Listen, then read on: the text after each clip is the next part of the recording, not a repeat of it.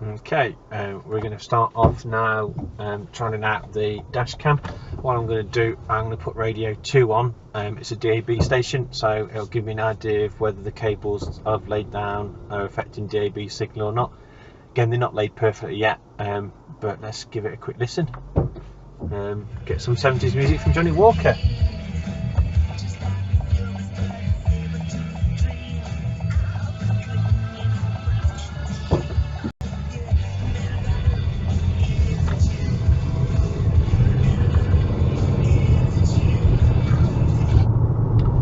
So DAB signal was perfectly fine there, no hits, pops, cutting out or anything, so that's a really good indication of the cables with the bit on the end there's preventing any problems. So what we're going to do, we're going to take this down a dual carriageway, get it up to 70, see what sort of speed we're getting there and what it looks like when we have some fast-paced cars coming in behind and in front of us. And then we'll try some more local roads with a little bit of speed bumps as well.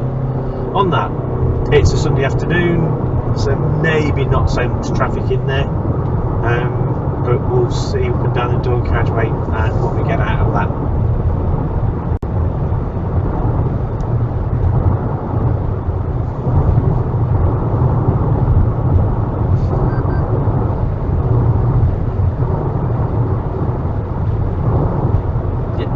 Typical, take the car out to try out the rear view dash cam and you don't have anybody behind you.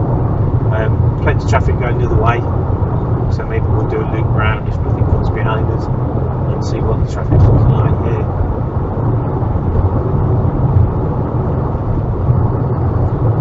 I've got the screensaver turned on the device, so I can't see anything behind it. It's one of my personal preferences. In fact, it's the only setting I've changed from the default settings is to turn the screensaver on. I did find it a little bit distracting. I'm interested to see what the view looks like out the back. I'm in a 2019 RAV4, just quite a small window in the rear, and it is a fair bit away. So this is one of the big tests for me about whether I'm going to need to go and get the rear window camera rather than the rear facing camera as a module. Probably need to make that decision before I get the hardwiring kit, otherwise that's going in twice for all the cabling and everything. But one thing that does concern me is having read one quick review of the rear window camera was it was affecting the DAB signal. But that could just be that particular model of car and the routing of the wires on that one. I'm hoping if I have to go that route I can skip that here. So we're going to go around the roundabout. I'll go down I think to another smaller roundabout and just see again whether we can get any traffic behind us. Interesting to see what the number plate recognition looks like on this, whether it's picking up the number plates okay. So we've got one behind us now. To be honest, I can't read the number plate through the rear view mirror myself at the moment, so that's not going to be a good test of the camera. We'll slow down at the roundabout and just see if it catches up with me a little bit.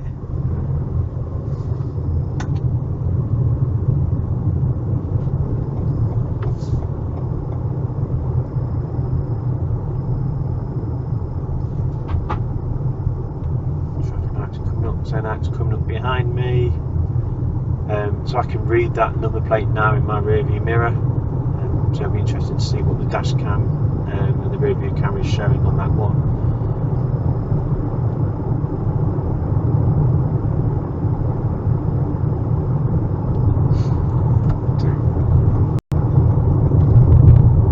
Take a right down here and turn around.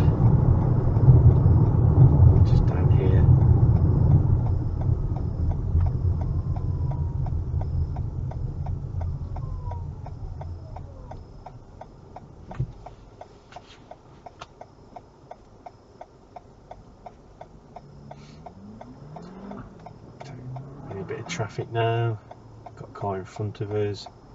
Again, number plate perfectly visible from the window, and got at least one car coming up behind us now. So that's the point where I can read the number plate in my rear view mirror, and so we'll see whether that's legible or not when I play the footage back in there.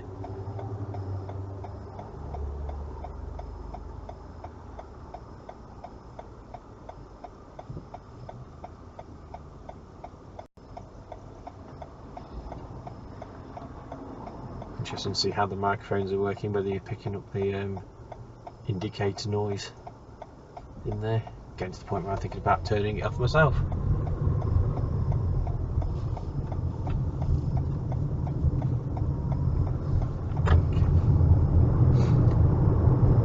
So building up a bit of traffic now behind me. 1, 2, 3, 4 cars. See what they come out looking like.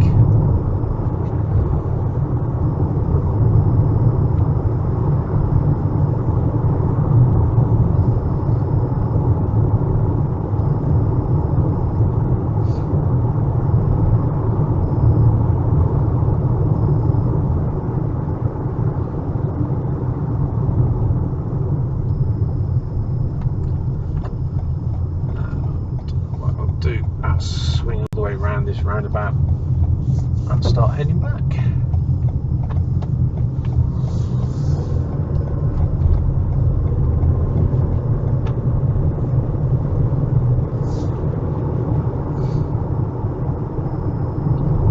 Back on the same road again now.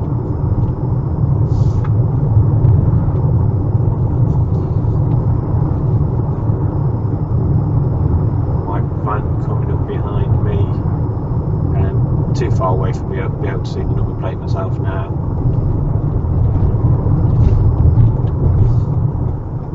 The traffic lights are red, so we'll see how well it is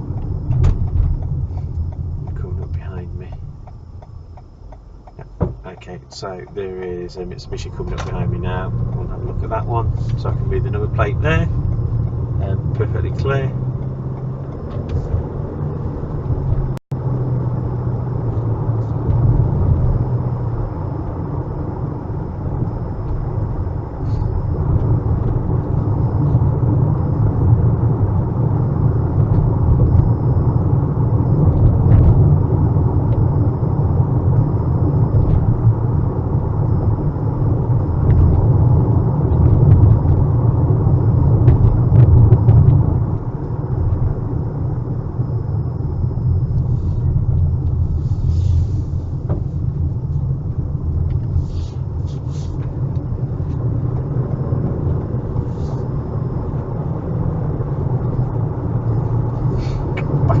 Speed limit now, big roundabout coming up, so not really going to be able to get up to speed.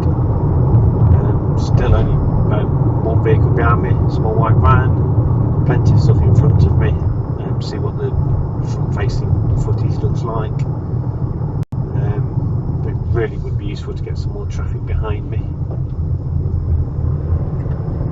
And back on the dual carriageway.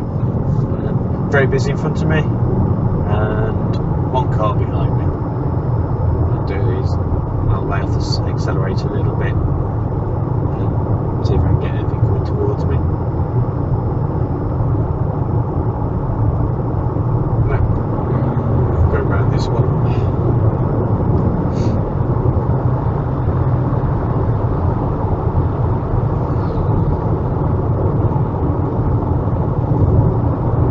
Let's see from there. So there we go. Black car behind me. Number plates just visible for me through my rear view mirror.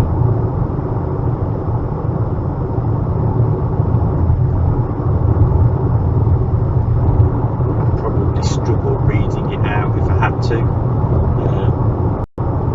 See what the camera footage looks like on that one. Back up to the speed limit.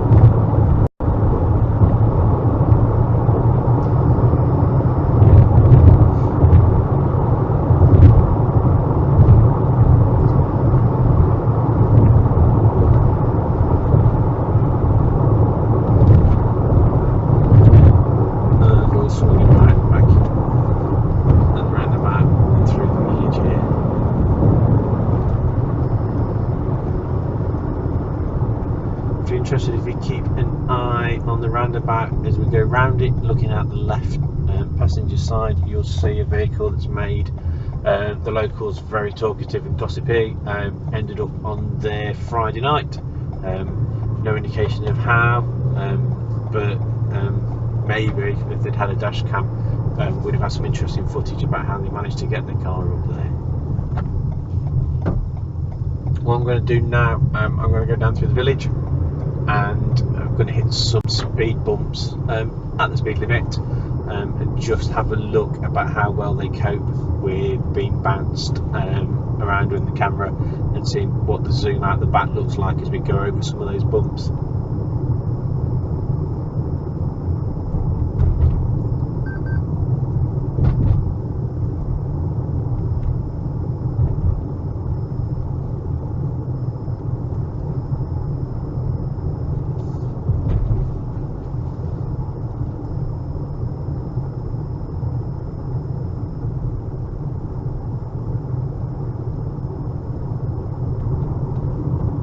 I don't get any good footage from the rear camera out today. Might try and get some for my commute tomorrow, which will have plenty of traffic behind me. So there we go. Got a white car coming behind me now.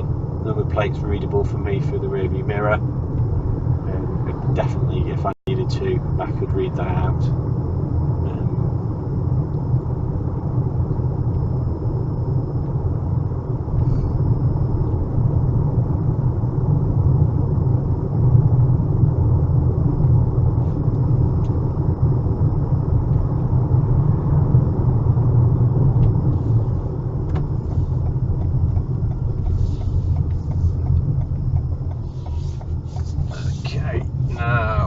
We're on the main road through the village, and there are going to be a fair few speed bumps as we go back up and out the village here.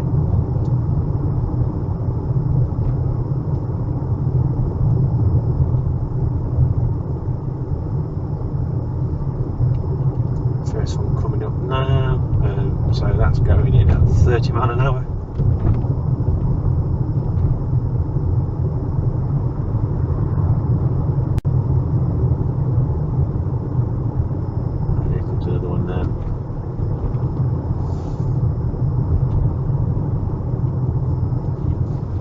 They're not particularly big bumps.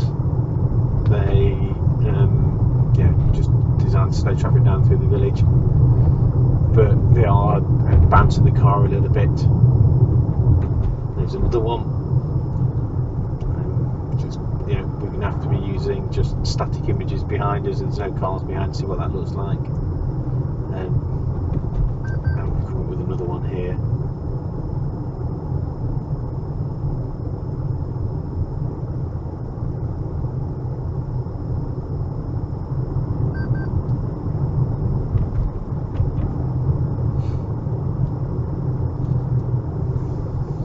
Beeping you're hearing, by the way, if you're wondering, is Toyota's lane assist. Seems to keep thinking that I'm perhaps drifting out a little bit out of the lane. Don't think I am. Footage is looking generally okay. I'll go into here. Just reverse round rather than use a little lane here. That's interesting. Now we are now going forwards on the back camera and backwards on the forward camera.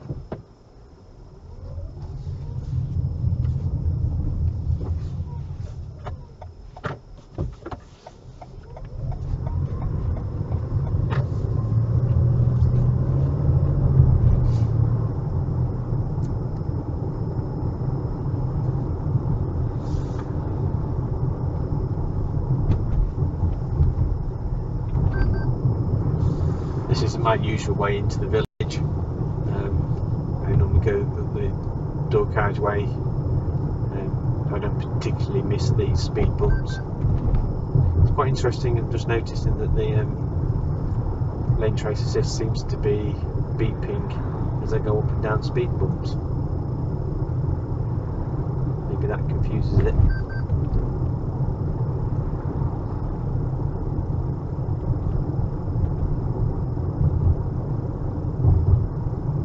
whichever direction I go in, all the traffic's going the other way. Not helpful for this test.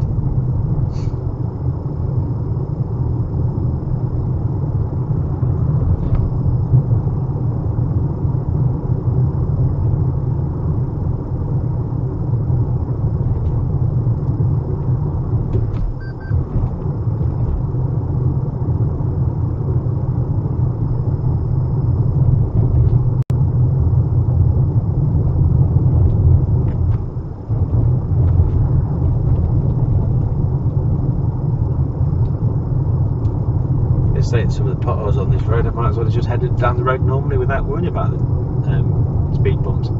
Okay, got a car behind me again. Number plate is readable from my rear view mirror.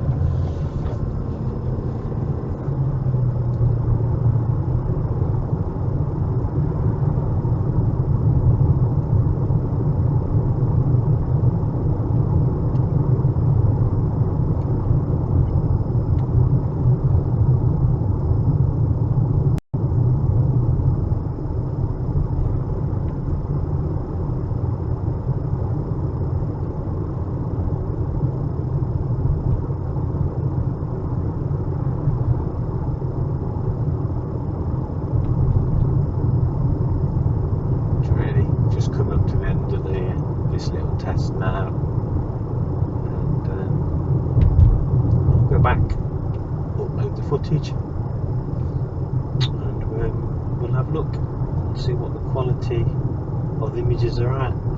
As I said before, it's basically on default settings.